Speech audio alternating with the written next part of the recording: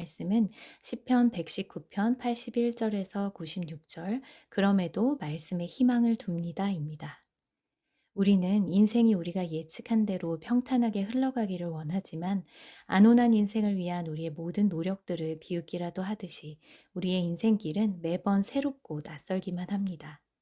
아무런 전조도 없이 고난이 들이닥치고 기대했던 일들이 무너지고 우리의 삶은 준비했던 방향과는 전혀 다른 곳으로 흘러가 버리곤 합니다.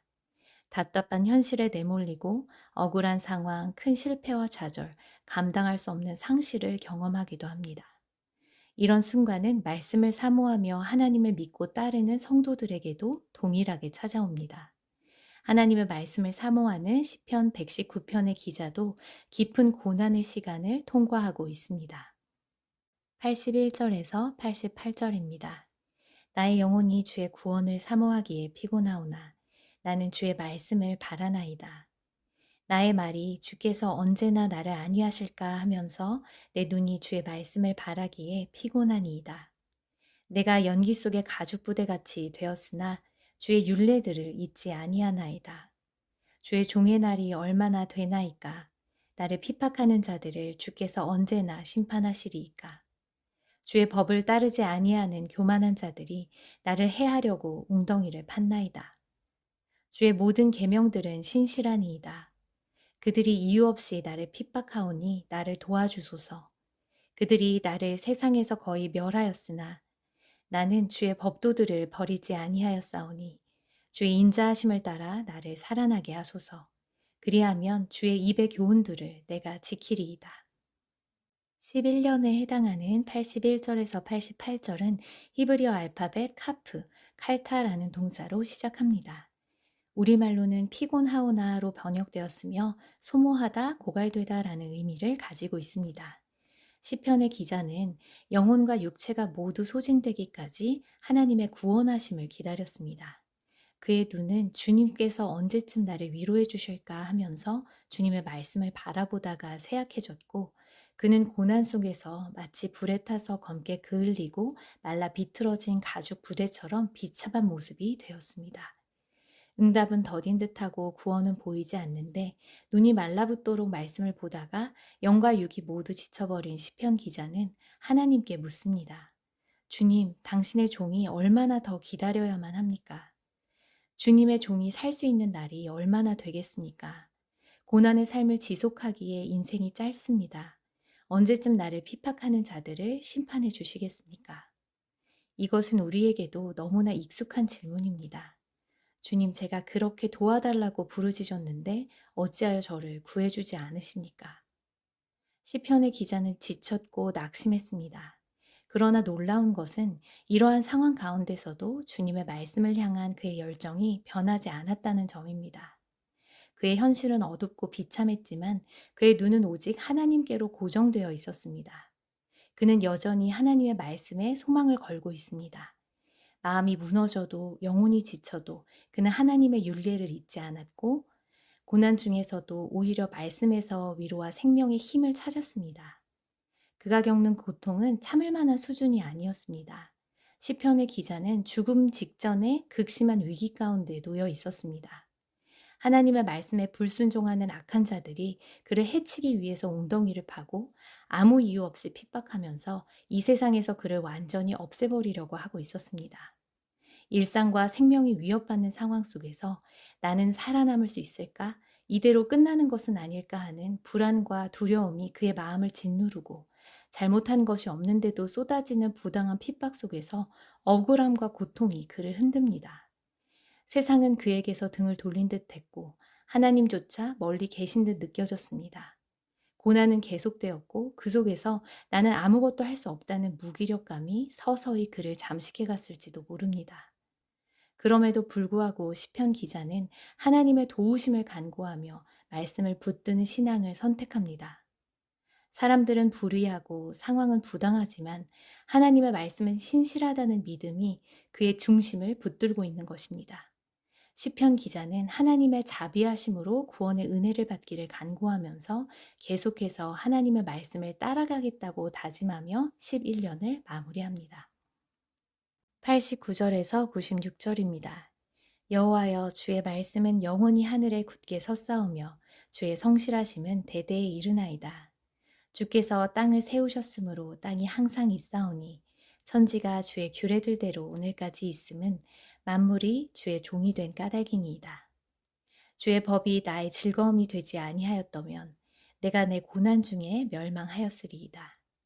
내가 주의 법도들을 영원히 잊지 아니하오니 주께서 이것들 때문에 나를 살게 하심이니이다. 나는 주의 것이오니 나를 구원하소서. 내가 주의 법도들만을 찾았나이다. 악인들이 나를 멸하려고 엿보오나 나는 주의 증거들만을 생각하겠나이다. 내가 보니 모든 완전한 것이 다 끝이 있어도 주의 계명들은 심히 넓으니이다. 히브리어 알파벳 라멧 레올람으로 시작하는 89절에서 96절은 12연에 해당합니다. 시편 기자는 주의 말씀은 영원히 하늘에 굳게 섰다고 말합니다. 우리의 삶은 자주 흔들립니다. 오늘은 괜찮았지만 내일은 갑작스레 무너질 수도 있습니다. 믿었던 관계, 계획해둔 미래, 의지했던 사람들조차 한순간에 변해버릴 수 있습니다. 그래서 우리는 더욱 영원한 것을 붙들고 싶어집니다. 이 땅의 모든 것은 변하지만 하나님의 말씀은 결코 변하지 않습니다. 천지는 없어질지언정 내 발은 없어지지 아니하리라는 마태복음 24장 35절의 말씀처럼 시간이 흐르고 시대가 바뀌며 문화가 뒤집혀도 하나님의 말씀은 변함없이 영원히 굳게 서 있습니다. 우리가 믿던 믿지 않던 우리가 딛고 서 있는 이 땅조차 하나님의 말씀으로 세워졌고 지금 이 순간에도 세상은 하나님의 성실하심으로 존재하고 있습니다.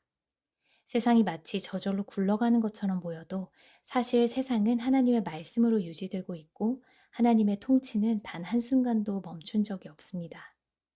말씀으로 천지를 지으신 하나님께서는 지금도 말씀으로 천지를 붙들고 계십니다. 만물이 창조주 하나님의 말씀에 순종함으로 그 질서를 유지하듯이 우리 역시 하나님의 말씀에 순종하는 종의 자세로 이 땅을 살아가야 합니다. 92절에서 시편 기자는 주의 법이 나의 즐거움이 되지 아니하였다면 내가 내 고난 중에 멸망하였으리라고 고백합니다. 그가 겪은 고난은 단순히 힘든 수준이 아니라 멸망에 이를 만큼 깊고 무거운 것이었습니다. 그러나 깊은 절망에서 그를 일으킨 것은 상황의 변화도 사람의 위로도 아니었습니다. 그의 즐거움이 된 것은 주의 법, 곧 하나님의 말씀이었습니다. 말씀이 없었다면 그는 무너졌을 것입니다. 하지만 하나님의 말씀이 있었기에 그는 고난을 견딜 수 있었고 다시 일어설 수 있었습니다. 존재를 위협할 정도의 깊은 고난과 절망 속에서 변치 않는 하나님의 말씀은 우리의 삶을 붙드는 유일한 힘이며 우리의 영혼을 붙드는 생명의 능력이 됩니다. 94절 나는 주의 것이라는 그 짧은 한마디 속에 시편 기자의 믿음과 정체성이 고스란히 담겨 있습니다. 91절 만물이 하나님의 종임을 언급하는 그 흐름 속에서 그는 자신 또한 하나님의 소유임을 고백합니다. 이러한 정체성의 근거에서 소유된 자로서 시편 기자는 하나님의 도우심을 기대하며 담대히 구원을 요청할 수 있었습니다. 악한 자들은 그를 무너뜨리려고 기회를 엿보고 있었지만 그는 주의 증거들만을 생각한다고 말합니다. 여기서 말하는 악인은 단순히 도덕적으로 나쁜 사람들이 아니라 하나님의 뜻을 따르려는 삶을 방해하고 공격하는 자들을 가리킵니다. 그러나 시편 기자는 이런 악인들의 존재로 인해 분노하거나 낙심하지 않고 자기 연민에도 빠지지 않았습니다. 오히려 그는 하나님의 기록된 말씀, 하나님의 성품과 역사, 그리고 그분의 뜻을 깊이 묵상하면서 주의 증거들을 마음에 새김으로써 자신의 영혼을 지켜냅니다. 시편 기자는 인간의 존재와 세상의 모든 것이 유한하고 제한적이라는 사실을 잘 아는 사람이었습니다. 아무리 완전하게 보이는 것이라도 예술, 철학, 제도와 같이 인간이 만들어낸 모든 것에는 한계가 있습니다. 그러나 하나님의 말씀은 다릅니다. 주의 계명은 심히 넓으니이다라는 고백처럼 하나님의 말씀은 그 끝이 없고 그 깊이는 헤아릴 수 없습니다.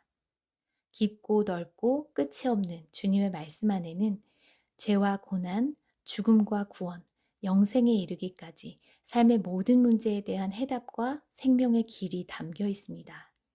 그러므로 우리는 끊임없이 변하는 불완전한 세상의 지혜가 아니라 영원히 변치 않는 완전한 하나님의 말씀 위에 우리의 삶을 세워야 합니다. 오늘의 말씀에서 시편 119편의 기자는 깊고도 고통스러운 고난의 시간을 지나고 있습니다.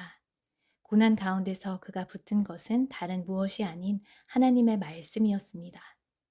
그는 세상과 자기 자신 그리고 하나님의 말씀에 대한 분명한 인식을 가지고 있었습니다. 세상은 나를 흔들 수 있지만 말씀은 나를 살립니다.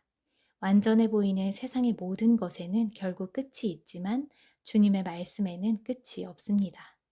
주님, 나는 주의 것입니다. 나를 구원하소서. 우리의 삶이 비록 눈에 보이지 않는 유혹, 믿음을 흔드는 사건들, 이유를 알 수 없는 고난의 연속일지라도 우리가 낙심하지 않고 하루하루를 걸어갈 수 있는 이유는 하나님의 말씀이 우리의 심령을 붙들고 있기 때문입니다. 인생은 아무리 열심히 준비해도 그 준비만으로는 감당할 수 없는 새롭고 복잡한 예측 불가능한 일들의 연속입니다. 매번 새롭고 어려운 상황 속에서 당황하고 무너지고 다시 일어서기를 반복할 때 우리가 붙잡아야 할 것은 신실하신 하나님의 말씀입니다. 하나님의 말씀은 영원하며 흔들리지 않는 반석입니다. 그 말씀 위에 설 때 우리는 비로소 우리의 삶의 중심을 잡을 수 있습니다. 기도하겠습니다. 하나님 아버지, 오늘 아침도 주님의 말씀으로 우리의 마음을 밝히 비춰주시니 감사합니다. 오늘 묵상한 시편 119편의 말씀처럼 인생의 무게 앞에 기진할 때가 많습니다. 제 영혼이 연기 속의 낡은 가죽 부대처럼 지쳐 있을 때 신실하신 하나님의 말씀을 더욱 가까이 하게 하시고 그 말씀 안에서 다시 소망을 회복하게 하소서. 세상의 모든 것에는 끝이 있고 인간의 지혜와 노력에도 한계가 있지만 주의 계명은 심히 넓고 완전하오니 그 말씀 안에서 오늘도 참된 길을 보게 하시고 흔들림 없는 믿음으로 살아가게 하소서.